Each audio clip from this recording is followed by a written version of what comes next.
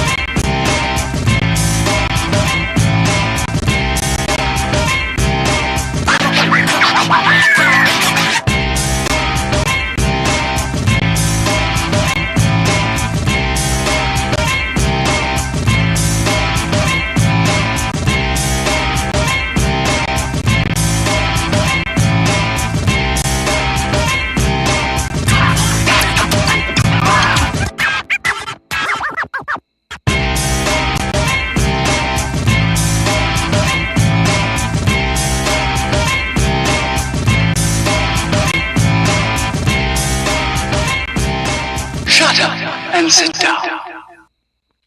All right, good evening, everyone, and welcome inside the 360 Sports Show. We're coming to you live on Facebook, to Periscope, and Twitch. I am Abe Pizzelli. He is Christian Lauber. This is going to be one of those blink or you'll miss it, and you'll miss it episodes. We are both very tired, Christian more so than I, but that is because we had a wonderful evening last night celebrating Mr. Lauber and now Mrs. Lauber. The beautiful Christian and Katie last night in Newport. So we had a great time. That means that today's show, thankfully, Christian, we do night shows now.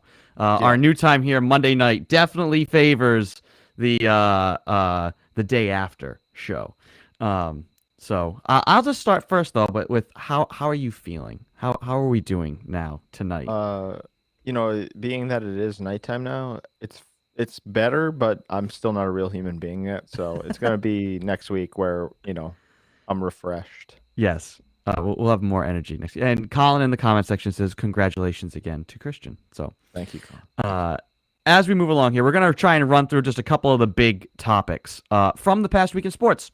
If you want to jump in with us and join, ask a question or throw out a topic for us, we can certainly hit on it. In any of the live streams, you can do that, or you could email the show, the360sportshow @gmail.com. So thank you for finding us here on a Monday night, getting you ready for Monday Night Football. And actually, let's just start there. So that way, in case we run out of time before we get there. Monday Night Football, final game of week number 2. The Detroit Lions traveling to Lambeau Field to face the 0-1 Green Bay Packers. Christian, will we actually see Aaron Rodgers tonight, or will we get his stunt double again? It's a tough question to answer. I just saw something that someone could potentially win like almost $800,000 if the Lions win. So yeah, after last week, I feel like they're going to bounce back, much like the Saints went the other way. But it's so hard to tell because I feel like he's just absolutely checked out. Yes. Colin says in the comment section, should we RELAX for tonight's game? I think you want to put stock in, hey, it's Aaron Rodgers and they'll bounce back. But the way they played last week, I think had just as much to do with Aaron Rodgers as it did is like what the Saints could do defensively. Now, granted, they have a great defense. I also don't think the Packers' weapons are all that good. Like, I've never not said that Aaron Rodgers' claims aren't valid, that he needs more weapons, but he complains about it like he didn't have something to do with the reason why they had no money to go get weapons. So that's where I get off the train with Aaron. But he is right. The team's not good. I don't think the parts around him are good. And so I think if he's just having a whatever, I'm just going to go out here and play my backyard football brand of game. I think the Lions are going to be better than we thought. At least early on here, who knows? Once you get into like an 0-8 start, things just always fall apart. Doesn't matter how good your team is. They fought back against the Niners last week. So I'm sticking with my pick. I'm sticking with Detroit to pull the upset here tonight. Jared Goff. We got Jameis Winston one week. Now we're going to get Jared Goff outdueling Aaron Rodgers the next. How about that? I don't even remember who I picked at this point, but I feel like it was Green Bay. You picked Green Bay, yeah. Yeah, so I'm still going to stay Green Bay, but I would probably take the points because Green Bay's minus 11.5, I think, at this game. Yeah. Way too much. Way too much. But it is in Lambeau, and I just feel like they're going to have some type of bounce back. Yeah. One of the big storylines coming out of the first 2 weeks, their attention is always on the rookie quarterbacks. And like the draft comes, and I mean, we did it. Anybody who joined it with us, 4 hours of draft talk, and most of it, on the night of the draft, is all about the quarterbacks, right? And with this many taken in the first round, we knew the spotlight was going to be on those guys. To this point, I think, there's always the decision, should you start the first round quarterback right away? Is it better for him to get experience, or should he sit and learn? I really think there's no right answer all the time, but I really think it depends on the team you have. If you are, like Peyton Manning, when he got drafted, he had a pretty good team around him. So you stick him in there, and you had a good program, right? What they're doing in San Francisco right now, they're kind of grooming Lance. He's getting action, but he's still, behind Garoppolo. What Chicago wanted to do was let Fields sit and learn, because I feel like even though they like their team, maybe they feel like they're not ready for him. What's happening with Trevor Lawrence and Zach Wilson, I think, is an example of what you shouldn't do. You don't have enough of a team around those guys. Is it helping Zach Wilson to look like he did yesterday, which was a college quarterback playing in the NFL? That's what it looked like. It didn't look like he had been. It's not like he did not look like a NFL quarterback. He looked lost, and not ready for the game. And does it help him to have 15 more weeks of that? I certainly don't think so. So it comes down to the system and the situation. And if they keep playing those guys, I just don't think it helps. I feel like the Jets have decent weapons, though, and I don't know. From what I see with Wilson, it's him and his processing ability right now. So, like, he's going through reads and he's throwing it to the other team. Especially yesterday, like, a lot of those throws were not there. Like, he's just not seeing. Maybe he's just not seeing it. But guys are in double coverage, especially the one over the middle and where Jackson tipped it. He's just not seeing guys, and I don't know if that's Belichick kind of doing some different coverages. I'd have to actually go look at it because it was, kind of a background thing. But overall, Wilson has not been great. Trevor Lawrence especially has not been great because we all know the situation in Jacksonville. But for Zach Wilson, I feel like playing time is good. I don't think he's being ruined yet anyway. And I feel like some of this he's going to see the film and maybe recognize and hopefully fix it. Yeah. But let's not forget, he's, first-year quarterback. He's still young. And how much college football did he actually play? Yeah. But New York, already getting booed. Yeah. Welcome to New York, kid. Yeah. That's not surprising. So that's all I think. I just think some of these teams, there's this desperation to win with that guy. And I think you just run the risk of it not working out because you're trying to push it too much. It remains to be seen. I mean, I think Robert Saleh in New York is going to be given a long leash. He's going to be given a couple of years. But I don't know. We saw the Jets do this like with Sam Darnold. People were saying all the same things. Oh, year 2, year 3, he's ready to make a jump. I think Sam Darnold is just kind of a jag. Now, maybe he turns out to be a guy who's like, can become middle quarterback. Like, hey, he's Alex Smith, right? One of those middle starters. At best, maybe you're a Kirk Cousins. Yeah. Right now, I would worry about you're really trying to build it and let a guy, especially these young guys who don't know how to run a pro offense, and you're trying to run a pro offense with him, and then you get away from it because you just want to like put him in the best place to succeed. I don't know. Give him a veteran to learn from. They're not doing that either. So yeah, I don't know. He's not Adam Gase yet, though. True. Adam Gase was, kind of the quarterback ruiner. I still like what I see from Zach Wilson in a sense where he has the ability, right? He's just got to get. I feel like maybe the mental difference between college and the NFL is not there yet, which he's going to have to fix. But just focusing on him most notably, I feel like he's kind of the guy that it's not like he outplayed Mac Jones or anything. I think Mac Jones is kind of pro ready, and we've seen that. He can at least lead in offense. Whether they can score touchdowns is a big question. But overall, Zach Wilson has the ability. It's just a matter of can he process things and stop throwing it to Devin McCourty, who is not his teammate. I think, and you hit on it there with Mac Jones. What stuck out now after the first 2 weeks is we are getting everything we were sold on. That he is pro ready, and I don't know what his ceiling will be. Is his ceiling, and like I said, is his ceiling Alex Smith? But that's what we've kind of thought that, hey, if Belichick's got a defense, all he needs is a guy that manages the game. Make the right throws, make the right reads, don't make mistakes, take care of the ball. And so far, Mac Jones has been, everything we've been sold on. He's been accurate. He's been efficient. Now, I think, we wanted to see them kind of take the gloves off him. And I think they did in a sense that they were still calling pass plays. They weren't necessarily getting aggressive, and he necessarily wasn't getting aggressive pushing the ball down the field, except, a couple of, gimme plays, play action, and you hit Hunter Henry on a seam. It's a little pop pass. It's over the top, right? It's a big play. But calling pass, they wanted to try and ice the game, and not give the ball back to the Jets one more time. They went 3 pass plays. They didn't just go, and they even the broadcaster said, they probably would just go shotgun draw here to try and run some clock. No, they got aggressive. They wanted to keep throwing it. They put trust in Mac. How much more trust they'll give him in the red zone remains to be seen. But at least it looks like they're trusting him to drop back and make good decisions. And for now, for this team, with a rookie quarterback, I'll take him right now over what I've seen out of the other guys. Now, I guess if you had Zach Wilson instead of Mac Jones and you have Bill Belichick coaching Zach Wilson or Justin Fields, is it different?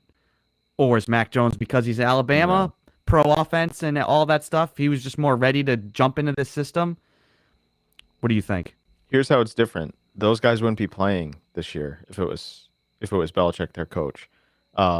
They would for sure be redshirting, in my opinion. Now, they didn't have any shot either of those guys, but I still think Mac Jones, no matter where he would go, he would still do the little things well, and he would take care of the ball. So most notably right now, he's taking care of the ball. They're winning the turnover battle. They need to score more if they're going to be a playoff team.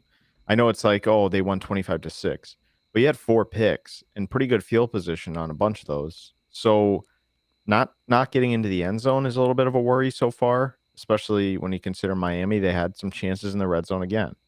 But he's doing everything you want him to do. They're running the ball with Harris, who we talked about last week. He had that fumble, but outside of that, that was half coaching, really. Yeah. He's been very good. Oh, he ran angry. Yes, that touchdown run, he was ridiculous. Angry. And he's a guy they need, right? So he's really the focal point. And then Mac will kind of stack week to week, get better each week, hopefully. And then by week 8, week 10, week 12, if you start seeing some different things, that's good. That's a good sign. He's progressing. But for now, 22 of 30 for almost 200 passing yards, you'll take that with no turnovers. Absolutely. Yeah. No. And it was a big win for them because, now we don't know what the Saints are. Talk about are they going to be a Jekyll and Hyde team? Because, and I guess we'll learn more tonight. If the Packers get their doors blown off by the Lions, then we now look at the Saints and say, okay, well, they beat a team that's already given up, and they lost embarrassingly to a team we think is going to be a middler. So, I guess the Saints aren't that good. But just having the fact that you're 1-1, now that Saint game looks a little bit winnable. If you're 2-1 heading into Tampa Bay, one, that ups the hype for that game more. It makes it more exciting. And you don't feel like it's a must-win almost, where like, oh gosh, if we lose this game and we're 1-3, we've already lost a game in the division and in the conference. You start doing the math. You got to play really good ball. Saints looks a little bit more manageable now because you could not start 0-2. So True.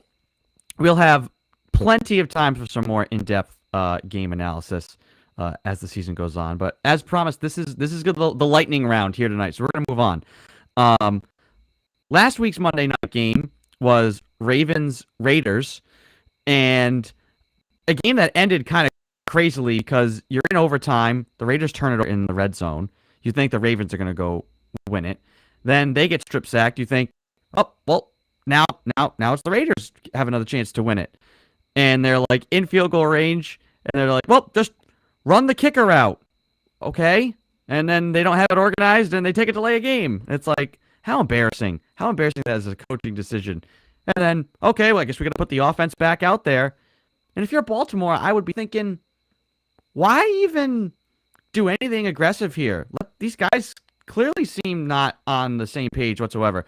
No, we're going to all out blitz and just let a guy run straight by us for a touchdown to end the game. The flip-flopping of what I thought was coaching ineptitude in that last final 3 minutes of that game was ridiculous. But the Raiders win that. They beat the Steelers yesterday. And Derek Carr, I think everyone, including us, has kind of poo-pooed what Derek Carr is. And it's only 2 games. But is he a front runner for MVP already? I mean, almost 900 yards passing in 2 games. I know they had an overtime and he threw a bomb to get, a big chunk in that game. But are they just going to be one of these teams that maybe they have like a 2-3 loss season, they're number 1 seed, but they get knocked off in the first round or something like that because they're not actually that good, but their schedule's favorable. And Derek Carr looks like he could be setting himself up for a monster year and maybe an MVP year. I could be wrong, but I feel like they're always like one of those teams that's like 5-2, and you're like, okay, they could make the playoffs and be legit, and then they go 8-8. So I don't know. It's so early. But hey, they're 2-0, right? I mean, yes, one of the only teams. The Chiefs got knocked off yesterday by Baltimore. By Baltimore, actually, yeah, and Tampa Bay is the other one that I know of. Unfortunately for Derek Carr, there's an old man still playing football, so he's in the early MVP conversation as well. But I'd always lean towards Brady, in that conversation. But yeah, it's way too early to tell. I feel like they could flip flop pretty fast, but they at least should be representable. They should be a playoff team. Yeah, I mean their schedule, you look at it, knowing what we know now about how well they've played. You got the Dolphins next week for them. Is Tua going to be out? I mean, plus, even if he was in, seems like it. Even if he was in, we're not that high on Tua anyways. Then you got the Chargers, who look like Justin Herbert's going to have a great year, but that team is just going to not win games. They look like I don't think he doesn't look that much different from last year to this year so far. Bears, again, is what their quarterback situation is going to be like in that game could be a mess. How far can Andy Dalton take you? Broncos, Eagles, Giants. Yes, you play the Chiefs, then the Bengals again. If they're having Washington, if the Raiders are having a good year, there's a lot of very winnable games in here. Yeah. Their toughest games, they play the Cowboys, the Chiefs. Obviously, they play the Chiefs twice. But then the Browns and the Colts, those are some tougher games. But kind of teams that I all kind of lump together. Yeah. So it'll be interesting to see how that goes, how that pans out. Because I do think, people talk about it's good when the Celtics and Lakers and the New York Knicks are good in basketball. It's good for football if the Raiders are good. It's good that the Browns are good. It's better for the NFL if those teams, same with the Cowboys. I don't know how they're still America's team after all this time and not winning anything. I've seen people say that their logo, it's not a logo, it's a rating. But football is better when those teams are good. So without a doubt. And their stadium is just sick. That is definitely true. Yeah. The Death Star. Finally with fans. So good to see it with fans. We will get to picks for week 3, but I wanted to run through one other thing. And we've talked on and off about baseball. It's so hard to, get really up and down with baseball because it's just such a long season. 11 games left now, basically, in the season. The Boston Red Sox, you play suck teams and you win 5 games in a row. Because you have to play the Orioles who they'll again. So right now they're in the driver's seat for that first hard spot.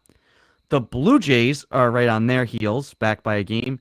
And then the New York Yankees right now, after everything, are on the outside looking in.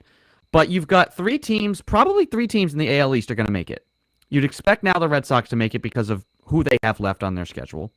And honestly, Toronto, I think, is going to be able to get it because the Yankees, they have the toughest schedule the rest of the way. They play Toronto and Boston and Tampa. Again, there's no gimmies in there for the Yankees. So they may be on the outside looking in despite having a turnaround part of their year and a good year. They could have a good record and not make it even with this expansion.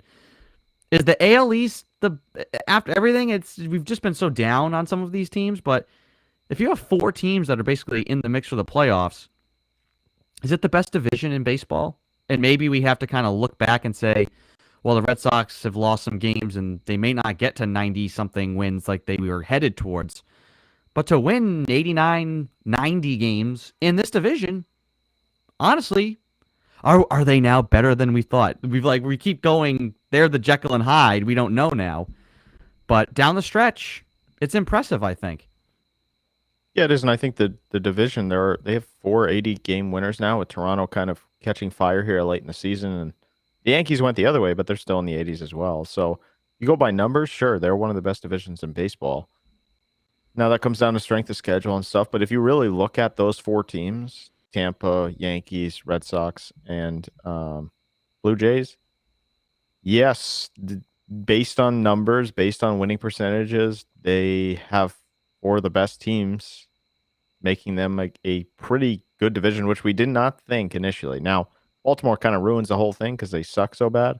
They're basically like a double-A team, but overall, yeah. And now you look at it as, okay, maybe it's not, the Red Sox were kind of running away with it, and Tampa was always in the conversation, but maybe it wasn't as easy to win games as we thought, and everything happened with the trade deadline, but maybe they just, kind of mellowed out, but all the other teams got better. So, yeah, who knows? I think they should make the playoffs, but we'll see here in the last, 10, 11 games. If they make the playoffs and the Yankees don't, Chaim Bloom gets let off big time, because if it's went the other way, and it seems like it's not, but if you say didn't make the playoffs and the Yankees did, and their guys who they went out and got are like raking in the postseason, yeah, way worse. So he's getting very lucky right now that it's trending the way it's trending. Yeah, it's kind of unfortunate, but I'll take it. I mean, I know Dahlbeck has at least played better here in the last quarter of the season, so that's a good sign. He's still youngish, I guess. Yeah. All right, Christian. So last week, we don't know the result of tonight's game. Tonight's game is actually a swing game for us.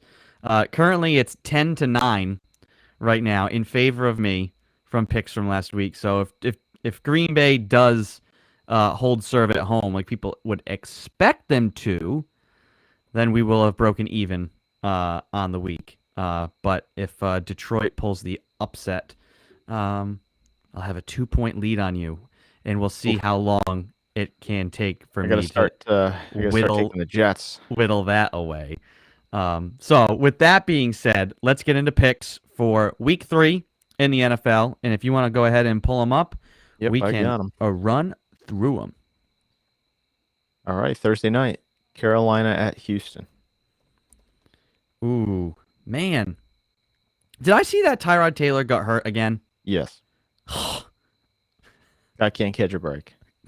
No, all he catches is breaks. That's true. Yeah, I mean, not the right kind of break though. Yeah. Oh goodness. I don't know. I have literally. I'm gonna a 9-9 tie. Can I put that in? I'm gonna go with Carolina. I don't know. I don't know with Houston. That's like, I don't know. Don't trust that situation at all now. Yeah, I'm going Carolina as well from what I've seen. I mean, they're 2-0. They should be a middler, but they do have some talent. I think Sam Darnold's actually played pretty well. So yeah. Next. All right. Next, I just got off the page. I think Buffalo is the clear answer here. You got to say it again because you just broke up on me. My bad. Oh, Buffalo. But the matchup. Oh, Sorry. Buffalo, Washington at Buffalo. Yes. Buffalo all the way. They had a big bounce back week yesterday, so I expect them to play up to par the rest of the way. Yeah. Chicago at Cleveland. Yeah, Cleveland. I mean, what? I don't know. If Fields gets a full game to prepare as a starter, and if he ends up having to start, does it look different? Maybe. But again, Cleveland's one of these teams that's just ready. So, yeah, I'm going Cleveland as well. Where's the difference going to come? Baltimore at Detroit. Baltimore. No, Baltimore. Now, the one thing I will say, I watched the highlights of last night's game because obviously we were not watching live. We were thoroughly enjoying ourselves. I want to know how long you can get through a season with Lamar Jackson doing like his whole front flip into the end zone. Like somebody posted a picture of it, like, one of the most exciting players in the NFL. It's like I'm looking at the dude literally like with his wrist bent all the way, like he's fully parallel. It's like that's a cool picture. I don't want my MVP level star quarterback front flipping into the end zone. I mean, the guy's a slight guy. He's not a big, strong guy. So I just feel like, how would you feel if you did that and you snap up your wrist and now like your season's done? Yeah, not great. So I just wonder with the durability with him. Now it didn't really come into effect either of the last 2 years. But I wonder what his ability will be long term. Now I'll tell you what though, he's a fun guy to watch, man. You think like, gosh. But here's what it's going to take, though. And a team just has to commit to doing it and know that they're going to get gashed for a couple of plays. You have to hit him. Like, when he hands off the ball on that zone read, you have to hit him. It's not a passing play. Yeah. Crush him. My dad likes to say, so I forget, it's from an old school, like, NFL guy, reduce the ball carrier's enthusiasm to carry the ball. Like, that's what you have to do.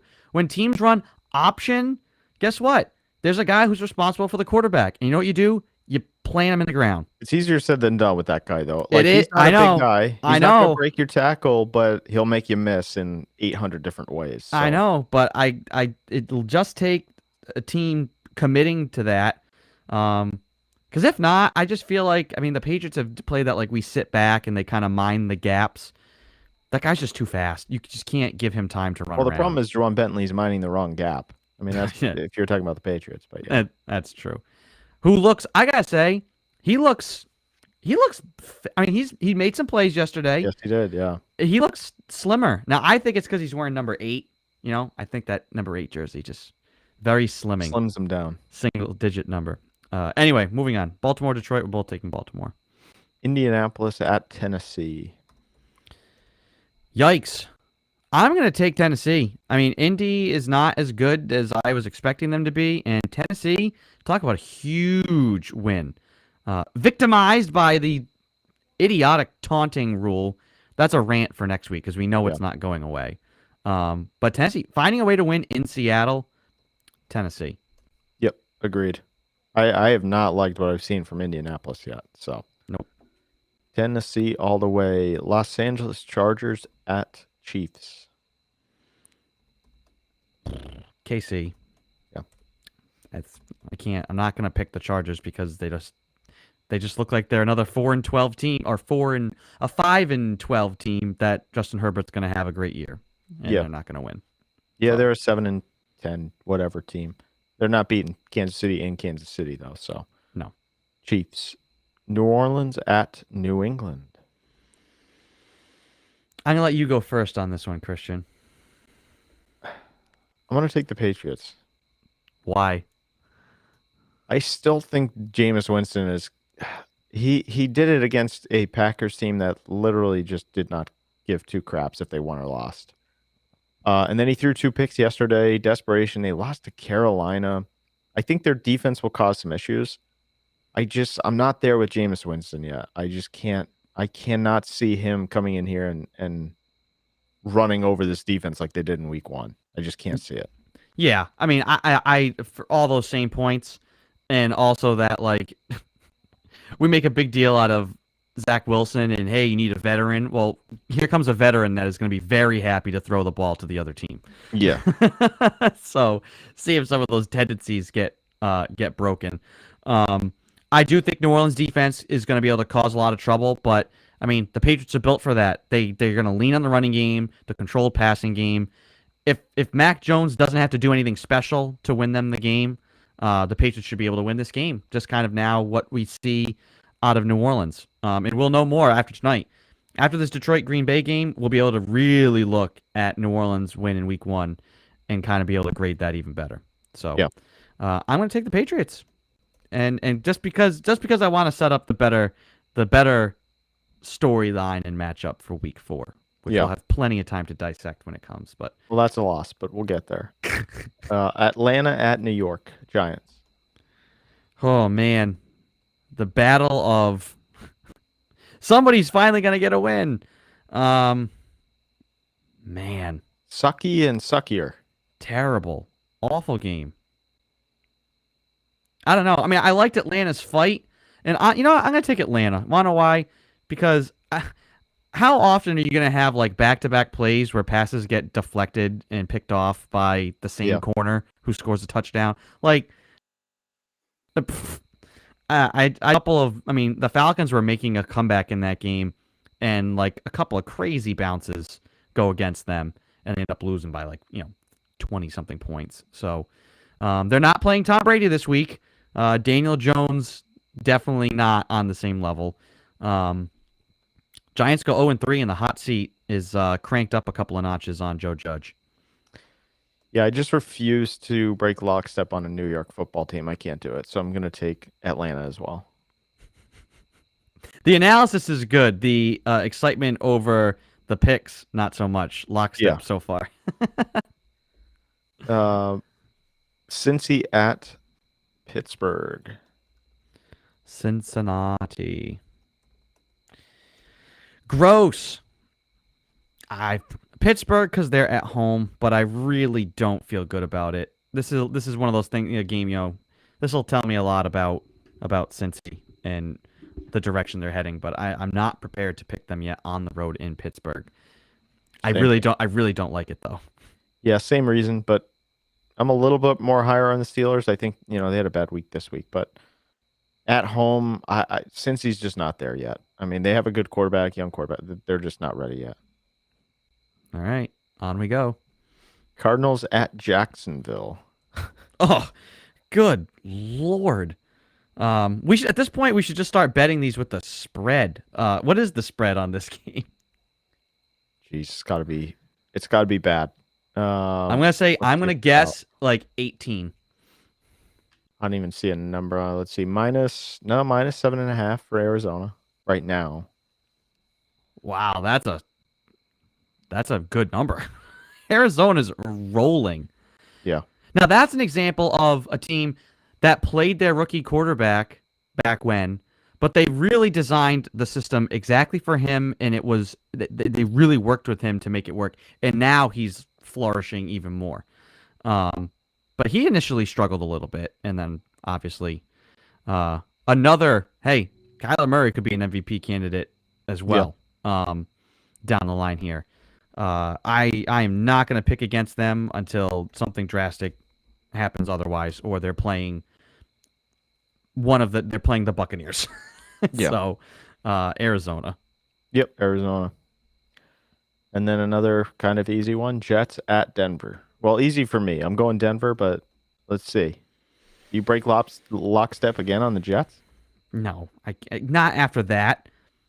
Maybe I would if I hadn't just seen Zach Wilson throw it 4 times directly to double coverage and coverage. Like, there's not a receiver there. That's Devin McCourty. I got to take the Broncos, who quietly, they're playing well. Also, ish in Denver. This is a blood in the water type game for them. So, yeah, Denver all the way. Miami at Las Vegas. Going Vegas. These are all just too easy. Same. Well, there's a difficult one coming up. So, you ready for this one? Tampa Bay at the Rams.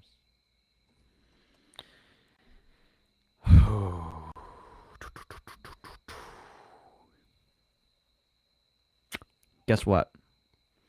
The New England Patriots and the Tampa Bay Buccaneers are going to have the same record coming into week 4. So I am picking the Los Angeles Rams. At home, they've impressed me so far. I think Tampa, they're not going to go undefeated. It's not happening. But I do think somebody has to trip them up early, and where I think I just feel like obviously Brady is playing at another level. This will be their biggest test, I think, so far in terms of the defense they're going up against for him. Yep. So I'm gonna say you get that undefeated just thoughts out the window early on.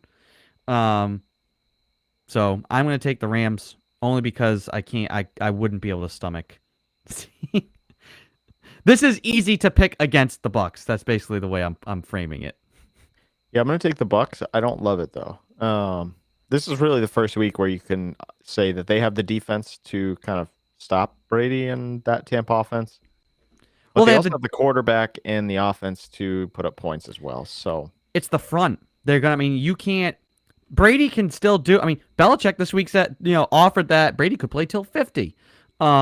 You can if you get offensive line play like that, right? If you protect him, because we said this. No matter what, when you're 44, you're just not gonna get off the turf the same way. And so you can't be exposed to hits like that over and over and over again. But I think that LA's got the front to get to Brady, and maybe that makes things difficult for the first time. Jalen Ramsey helps that as well. So yeah, and somebody that can cover. I'm still taking Tampa. I got to see him lose before I don't take him. True. What is that a night game? Is that the Sunday night game? No, it's 4:25. Wow, that's a good 4:00 game. Yep. Seattle at Minnesota. Man, this is kind of a sucky game. I'm gonna pick Seattle, even though they're on the road. Bounce back. I mean, disappointing loss at home. I don't trust Minnesota. Minnesota's gonna be one of these middle teams. Yeah, Minnesota kind of stinks. So I'm gonna take Seattle. I just don't. Yeah, I can't pick Minnesota. And then Sunday night game. Here's your Sunday night matchup: Green Bay at San Fran. San Fran. All Jimmy does is win. Niners by a mile in that. Only because I don't know what we're gonna get out of Green Bay. Yeah, tonight we'll tell the story, but so for now, I'm sticking with San Fran. Easy choice, Jimmy. Next Monday, the game we'll be talking about to get ready for next week's from show. Now, Philadelphia at Dallas. I think this will be a better game than people expect. I don't think the Eagles are going to be that good, but the NFC East teams always play each other hard. I'm going to pick Dallas, but I think sneakily this is going to be a better game than people expect. I don't know if that's it's hard to say. I don't know if it's going to be a good game. I'm going to take Dallas because they're at home, but I think it'll be maybe a one possession game. I don't know how high scoring it'll be based on the last week, but yeah. Colin in the comment section's taking Philly. Okay. Going out on the limb. The oddball pick. I like fly, Eagles, fly. Nick also said, just kind of circling back, Joe Judge isn't bad as a coach. His team is just horrible. Yeah, but I mean, this is going to be what year? Is this only year 2? I'm like all screwed up now. Yeah, it's year 2, I believe, yeah. So I guess it's only year 2. I mean, he's trying to change things there, but I don't know. I mean, granted, the Mars don't make quick decisions. They're not going to pull the plug on somebody early. They give people like 10, 15 years. He hasn't really done anything to impress me. No, I mean... And the players, apparently, he's kind of like a weird... he's like one of those hardball head coaches. You can only do that for so long if you ain't winning. Yeah. You're going 0-17. It's not great to have your guys running laps after each loss. Sorry. Yes. But yeah. So that remains to be seen. So that's going to about do it. We've taken you right up to kickoff for Detroit at Green Bay. I'm picking the Lions. Hopefully they can pull out the win tonight because I just think that would be spectacular. You said somebody could win $800,000 Yeah, I saw one bettor could potentially win like 730,000 or something, pretty close to that. Chaos. See, let me root for chaos. So, Go Detroit. want to thank Let you all that man retire. yes. Want to thank you all for joining and listening with us here tonight for our live edition of the show. We are live every Monday starting at 7:30 p.m. here on Facebook, YouTube, Periscope, and Twitch. And if you can't catch the live show, you could also listen to the podcast edition of the show through Sounder FM or wherever you get your podcasts from. And if you're one of our podcast listeners, you could email the show, the360sportshow at gmail.com. And I'm going to quickly peruse the old mailbag here. Just want to make sure we're not missing anybody because we do have some podcast listeners who like to write in. Not this week, but hopefully if you're one of our podcast listeners, drop us a line. Drop us some questions, insights, questions, comments, concerns. Colin says, you're welcome. So thank you, Colin, for being a frequent listener. We appreciate you. And contributor. Yes. Listener interaction makes the show. So that's going to do it for us here tonight. I'm Andy Pizzelli. He is Christian Lauber. Enjoy Monday Night Football, everybody, and we'll talk to you again next week. See ya.